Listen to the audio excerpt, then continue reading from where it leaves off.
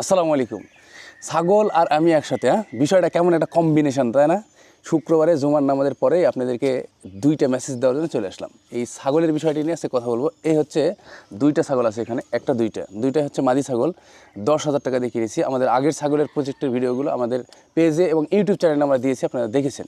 তো এই দুইটা ছাগল নিয়ে আমাদের মিশন শুরু ইনশাল্লাহ। এরপরে আমরা আস্তে আস্তে ক্রমান্বয়ে 10টা আমরা ছাগি কিনবো, তারপরে একটা পাঠা কিনবো, আর তারপরে এই দেশি ছাগল ব্ল্যাক বেঙ্গল থেকে আমরা ক্রস ব্রিড করে ভালো মানের একটা ছাগল উৎপাদন করবে এবং এই ছাগলটা শুধুমাত্র মাংসের জন্য ব্যবহার করা হবে। আর এই জন্যে এই চিন্তা চেতনা থেকে আমাদের এই মহিলা দুটো ছাগল সংগ্রহ করা। তো এইটার দাম আছে 10,000 টাকা। মোটামুটি এগুলোর বয়স 4 মাস 4.5 মাস হবে। অল্প কিছুদিনের মধ্যে হয়তো এরা হিটে আসবে, তারপর এদেরকে মানে প্রেগনেন্টের জন্য ধরা হবে আর কি, পাঠা ছাগল দেওয়া হবে। এরপরেই এর আপডেট, কতদিন পর বাচ্চা হচ্ছে সেই বিষয়গুলো আপনাদেরকে দেখাবো ইনশাল্লাহ। না, চলে এসো। তো আমরা আমাদের জায়গা দেখিয়েছি, খামারের যে লোকেশনটা। তো আমাদের খামার এরিয়াটা দেখেছেন, অনেকেই আসেন বিভিন্ন সময় আমাদের কাছে। আসলে আমি সময় দিতে পারি না ওইভাবে, কারণ দোকান প্লাস হচ্ছে খামারের ব্যস্ততায় অনেকটাই অগোছালো এলোমেলো অবস্থা, শারীরিকভাবে বেশ কিছুদিন থেকে অসুস্থ। তো আমাদের পুকুরেরও এখন সংস্কার কাজ চলছে, মোটামুটি পুকুরে এখন মাছ ছেড়ে দেওয়া হচ্ছে। এই বিষয়গুলো নিয়ে এখন প্রতিনিয়ত আমরা আপডেট ভিডিওগুলো দিব।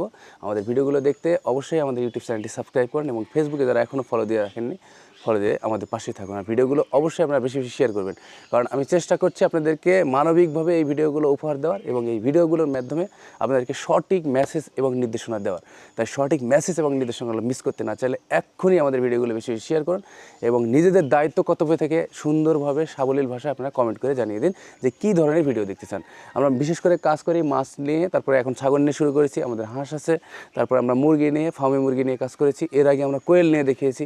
কোয়েল একটা লস প্রজেক্ট, এটা কেন সেটা আমি আজকে এই ভিডিওতে শর্টভাবে বলে দেবো।